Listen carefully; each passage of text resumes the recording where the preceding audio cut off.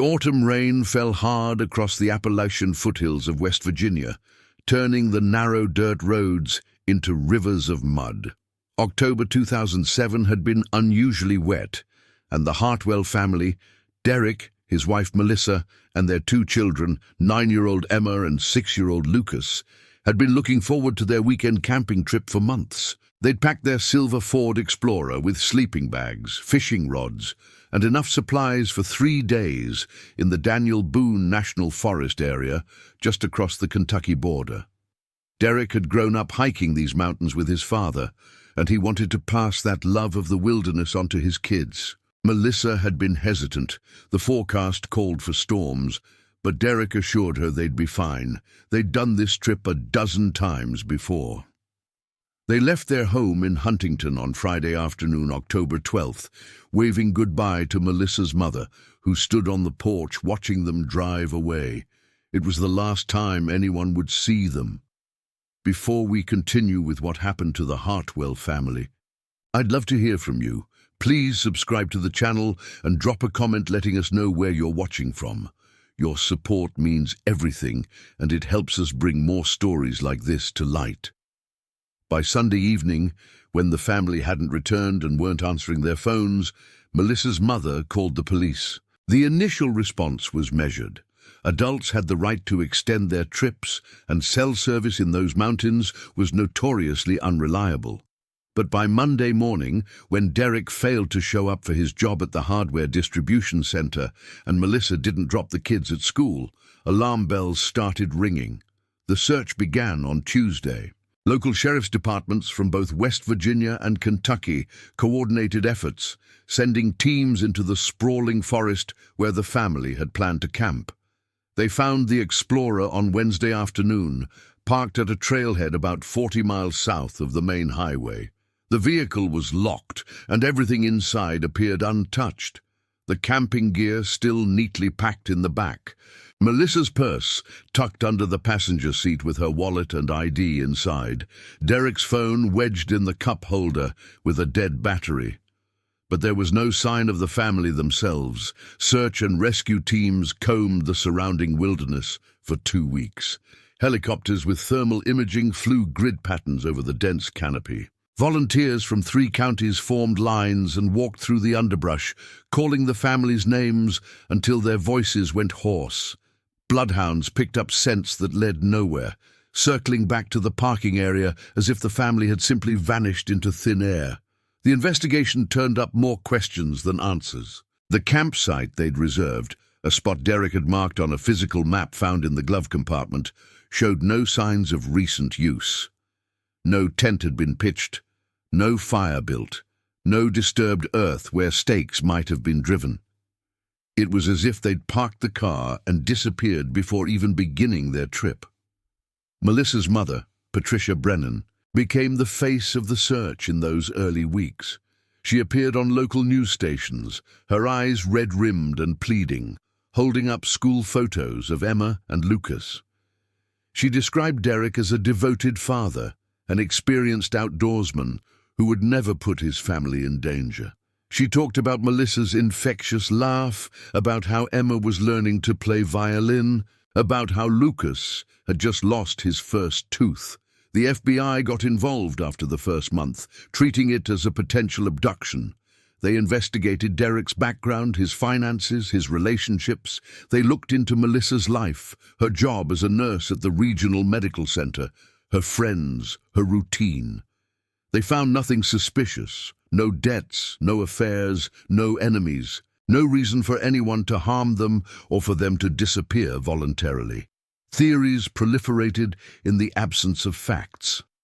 Some locals whispered about illegal marijuana grows deep in the forest, about how the Hartwells might have stumbled onto something they shouldn't have seen.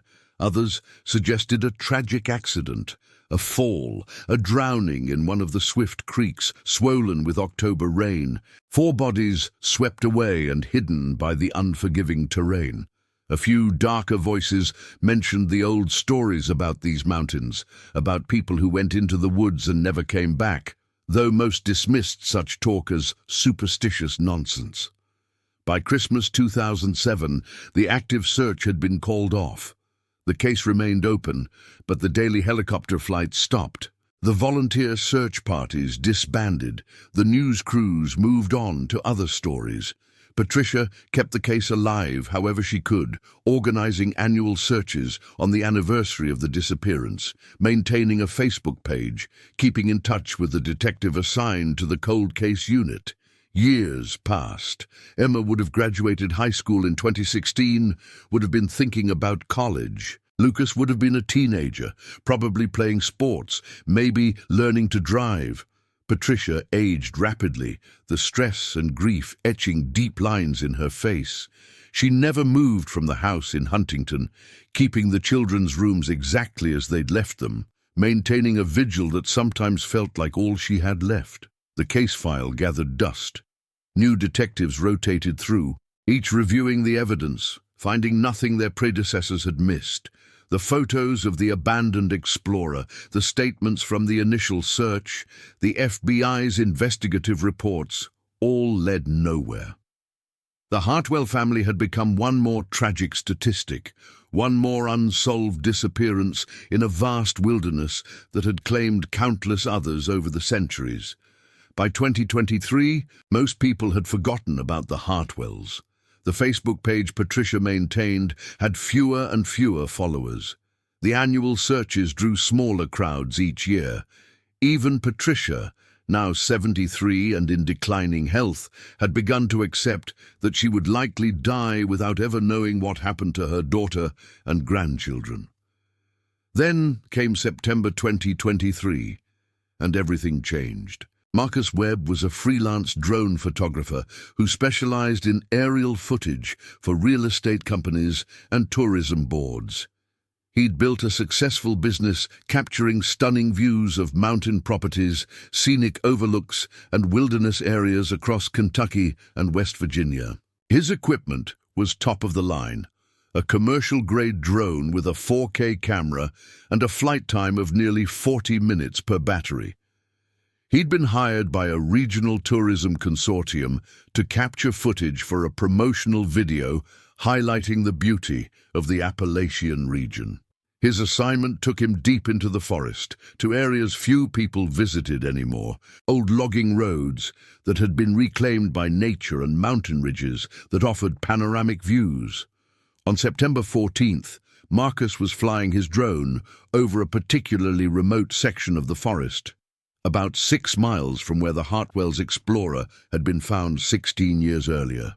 The terrain was brutal here, steep ravines, dense vegetation, no marked trails. It was the kind of place where you could be 20 feet from someone and never know they were there.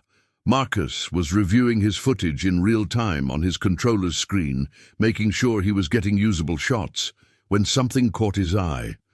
In a small clearing on the side of a steep ridge, partially obscured by overgrown trees, he saw what looked like a structure. At first, he thought it might be an old hunting cabin or a ranger station, long abandoned. He maneuvered the drone closer, dropping altitude to get a better view. The structure was crude, built from logs and covered with a patchwork of what looked like tarps and bark. Vines had grown up its sides, and saplings pushed through gaps in the makeshift roof. It looked less like a building and more like something that had been absorbed back into the forest. Then he saw the movement. A figure emerged from the structure. A person, emaciated and dressed in clothes that hung off their frame like rags. Marcus couldn't make out details from the drone's altitude, couldn't tell if it was a man or a woman. But he watched, his heart suddenly pounding, as the figure looked up at the drone, raised both arms, and began waving frantically. The motion was desperate, unmistakable. Someone was down there. Someone needed help. Marcus's hands shook as he marked the GPS coordinates, took screenshots of the footage, and immediately called 911. He tried to keep the drone hovering, tried to keep the person in sight. But his battery was running low, and he didn't want to lose his equipment. He brought the drone back, grabbed his phone, and started downloading the footage while giving the dispatcher the location. Within 2 hours, rescue helicopters were in the air. The GPS coordinates led them to a spot so remote that they couldn't land. The rescue team had to rappel down from the helicopter into the small clearing. What they found there would reopen one of the region's most haunting mysteries and reveal a story of survival that seemed impossible. The crude shelter was real, built against the base of a massive rock outcropping that provided partial protection from the elements. Inside, rescue workers found not one person, but two. They were barely recognizable as human, skeletal, filthy, their hair long and matted, their skin covered in sores and scars. They were huddled together under what looked like layers of old clothes and animal hides, surrounded by primitive tools made from stone and wood, containers fashioned from bark for collecting water, and the remains of small fires that had been carefully maintained. The younger of the two, a woman, was unconscious and unresponsive. The older one, another woman, was the one who had waved at the drone. She was barely able to speak, her voice a broken whisper after years of disuse. But she managed 2 words before she collapsed: "Help us." The rescue team worked quickly, assessing their conditions while calling for additional medical support. Both were severely malnourished, dehydrated, and suffering from exposure. The younger woman had a badly infected wound on her leg that appeared to be weeks old. They were loaded onto stretchers and lifted to the helicopter, then rushed to the nearest trauma center. It took 3 days before the older woman was stable enough to communicate properly. Her recovery was slow, complicated by years of malnutrition and the shock of returning to civilization. When she was finally able to speak coherently, she identified herself, and the truth sent shockwaves through law enforcement and media outlets across the region. She was Melissa Hartwell. The younger woman was her daughter, Emma, now 25 years old but looking decades older. They had been in those mountains for 16 years, surviving in conditions that seemed too brutal to be real. And they were alive because of Derek and Lucas. Melissa's story came out in pieces over the following weeks, told through tears and long silences, through moments when the horror of what she'd lived through seemed too great to put into words. Investigators recorded every detail, trying to piece together 16 years of missing time, 16 years of questions that had haunted Patricia and everyone who had searched for the Hartwells. On that October day in 2007, the family had begun hiking from the trailhead, planning to reach their campsite before dark. But the recent rains had changed the landscape more than Derek had anticipated. About 2 miles in, following what he thought was a familiar path, they'd taken a wrong turn. The trail, overgrown and washed out, had led them onto increasingly treacherous terrain. They'd been trying to find their way back when Lucas had slipped on wet leaves near the edge of a ravine. Derek had lunged to catch him, and both father and son had gone over the side, tumbling down a steep slope that dropped 50 feet into a narrow gorge. Melissa and Emma had scrambled down after them, following the sound of Derek's voice calling up to them. Derek had survived the fall, but his leg was shattered. Lucas had a head injury and was drifting in and out of consciousness. Melissa, a nurse, had assessed the situation with growing horror. They were at the bottom of a gorge with sheer rock walls, no clear path out, and 2 family members who couldn't walk. Derek's leg was broken in multiple places, bone protruding through the skin. Without immediate medical intervention, he was at risk of infection and death. They'd tried to call for help, but their phones had no signal at the bottom of the gorge. Melissa had fashioned a splint for Derek's leg, using branches and strips torn from their clothing, but she knew it wasn't enough. They needed a hospital. They needed rescue. Derek had insisted that Melissa and Emma climb out, get back to the trailhead and bring help. But every attempt to scale the gorge walls had failed. The rock was loose, the handholds uncertain, and Melissa was terrified of leaving Derek and Lucas alone. They decided to wait, assuming that when they didn't return to their car by Sunday, someone would come looking for them. But the geography that had led them into the gorge also hid them from searchers. The ravine was narrow, hidden beneath the forest canopy, accessible only through the same confusing maze of washed-out trails they'd taken. The search helicopters flew overhead, but thermal imaging couldn't penetrate the rock outcropping that partially covered the gorge. The search teams on the ground were looking in the wrong areas, focused on the campsite the family had reserved rather than the maze of unofficial trails where they'd gotten lost. Days turned into a week. Derek's leg became infected despite Melissa's attempts to keep the wound clean with water from a creek that ran through the gorge. He developed a fever, became delirious. Lucas's head injury seemed to improve, but he was weak, frightened, crying for help that never came. They'd survived on water from the creek and the few protein bars they'd had in their day pack. Emma had been brave, helping her mother tend to her father and little brother, but Melissa could see the fear in her daughter's eyes, the growing understanding that something had gone terribly wrong. On the 8th day, Derek's fever spiked. He'd known he was dying. Melissa could see it in his eyes, the way he looked at her with a mixture of love and desperate sorrow. He'd made her promise to take care of the children, to survive, to find a way out. He died that night, and Melissa had held him while Emma and Lucas sobbed. The three of them huddled at the bottom of the gorge, with nowhere to go and no way to call for help. Lucas had lasted another 2 weeks. The head injury that had seemed to improve suddenly worsened. He'd begun having seizures, violent convulsions that left him exhausted and confused. Melissa had held him through each one, helpless to do anything but comfort him. He died in his sleep on a cold October night, and Melissa had awakened to find her son cold in her arms. They'd buried them both as best they could, covering their bodies with rocks at the base of the gorge wall. Melissa and Emma had held each other and wept until there were no tears left, until they were hollow and broken and utterly alone. But they didn't die. Despite everything, despite the loss, despite the grief that should have crushed them, they survived.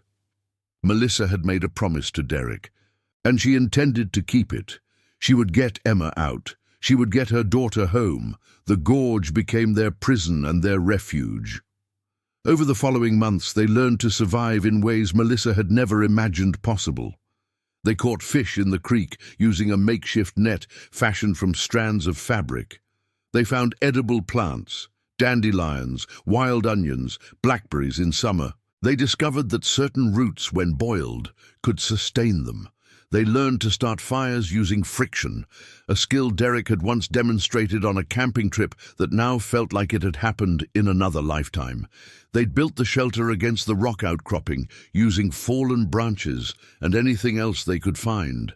It was crude but effective, protecting them from the worst of the rain and snow. They collected water in containers made from bark, boiling it before drinking to avoid getting sick. The isolation was the hardest part.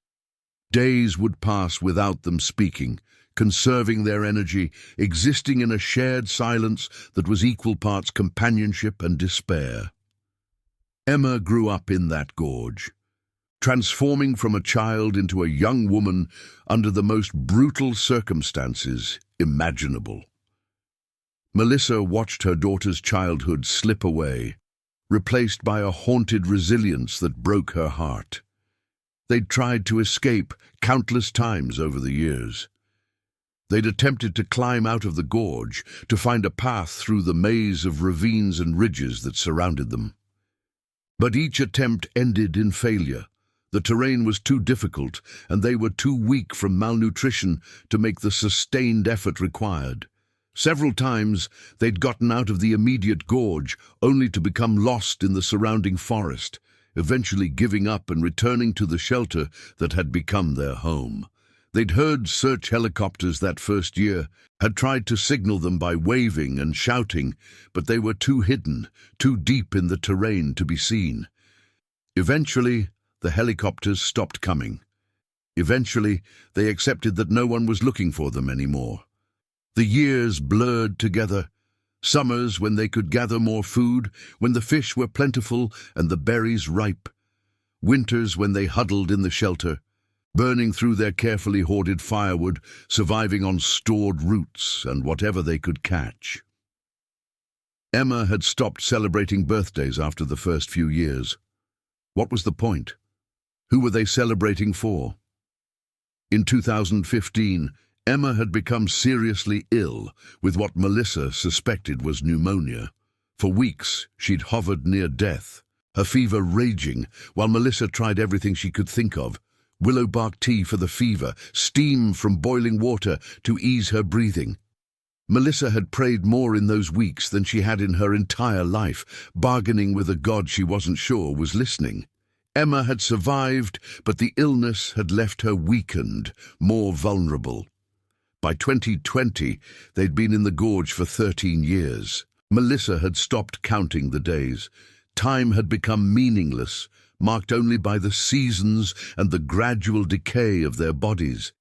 They'd developed a routine, a way of existing that was more about endurance than living. They'd stopped talking about escape, stopped imagining a future beyond the next meal, the next winter, but they never stopped hoping. Not entirely. That spark of hope, however small, kept them alive when logic suggested they should have given up years ago. In early 2023, Emma had cut her leg badly while trying to climb the gorge wall during yet another escape attempt. The wound had become infected, and without antibiotics, it had grown worse over the following months. By September, she was weak and feverish, barely able to walk. Melissa had known they were running out of time, that Emma would die if they didn't get help soon. Then they'd heard it, the distinctive buzzing of a drone, closer and louder than the helicopters had been years ago. Melissa had stumbled out of the shelter, looked up and seen it hovering above the trees. She'd waved frantically, desperately, putting every ounce of her remaining strength into the motion, and someone had seen them. The news of Melissa and Emma's rescue sent shockwaves through the media. Patricia, who had spent 16 years believing her family was dead, received the call from law enforcement while she was having breakfast. She'd collapsed in her kitchen, overwhelmed by emotions she couldn't begin to process. Joy, grief, disbelief, guilt for the years she'd spent losing hope. She was at the hospital within 2 hours, accompanied by her younger daughter, Rachel, whom Melissa barely remembered. The reunion was both joyful and heartbreaking. Patricia had aged dramatically, and Melissa looked decades older than her 46 years. Emma didn't recognize her grandmother at all. She'd been 9 when they disappeared, and 16 years of trauma had erased many of her childhood memories. The medical challenges were immense. Both Melissa and Emma required extensive treatment for malnutrition, for parasitic infections, for dental problems, and bone issues caused by years of inadequate nutrition. Emma's infected leg wound required surgery, and doctors worried about long-term damage. They were both suffering from PTSD, their psychological state as fragile as their physical health. The media descended on the story like a swarm. It had everything: survival against impossible odds, a family torn apart by tragedy, a technological miracle in the form of a drone that had succeeded where years of traditional searches had failed. Marcus Webb, the drone pilot, found himself thrust into the spotlight. Hailed as a hero, though he insisted he'd just been doing his job. Law enforcement launched an investigation into why the Hartwells hadn't been found during the initial search. The answer was a combination of factors: the unusual terrain, the limitations of search technology in 2007, the bad luck of wrong assumptions about where the family had gone. The gorge where they'd been trapped was in a section of forest that had been searched, but only from a distance. Ground teams had deemed the area too treacherous and unlikely. Surely, a family with young children wouldn't have ventured into such difficult terrain. But that was exactly what had happened. A wrong turn, leading to a series of tragic events that had cost Derek and Lucas their lives and stolen 16 years from Melissa and Emma. The shelter was documented by forensic teams, photographed and studied as evidence of remarkable survival. The primitive tools, the carefully maintained fire pit, the water collection systems, all spoke to Melissa's determination and resourcefulness. They found the graves of Derek and Lucas, carefully marked with stones arranged in crosses. The bodies were recovered and finally given proper burials, Patricia able to say goodbye to the grandson and son-in-law she'd thought she'd never see again. The psychological recovery was slower than the physical. Melissa and Emma struggled to adapt to a world that had moved on without them. Technology had changed dramatically. Smartphones, social media, streaming services were all foreign to them. Emma had to learn to exist in a society she barely remembered, surrounded by people her own age who had lived completely different lives. They attended therapy together, working through the trauma, the survivor's guilt, the complex grief of having lost Derek and Lucas while surviving themselves. Melissa blamed herself endlessly for the wrong turn, for not being able to save them, for the years Emma had lost. Emma struggled with anger, with questions about why no one had found them sooner, with a sense of disconnection from everything and everyone around her. But they also had each other. That bond, forged in the worst circumstances imaginable, was unbreakable. They understood each other in ways no one else could, shared experiences that others could barely comprehend. They were survivors, linked by 16 years of shared horror and shared endurance. Patricia moved them into her house, creating a safe space where they could heal at their own pace. Rachel, who had been only 18 when her sister disappeared, had her own family now, 2 children who were curious about the aunt and cousin who had suddenly appeared in their lives. The extended family rallied around them, providing support while giving them space to adjust. Marcus Webb visited them several months after the rescue, at Melissa's request. She wanted to thank him personally, to meet the man whose drone had saved their lives. The meeting was emotional, Marcus struggling to find words adequate for the moment. He'd gone into the mountains that day, expecting to capture footage for a tourism video. Instead, he'd become part of a story that would be told for generations.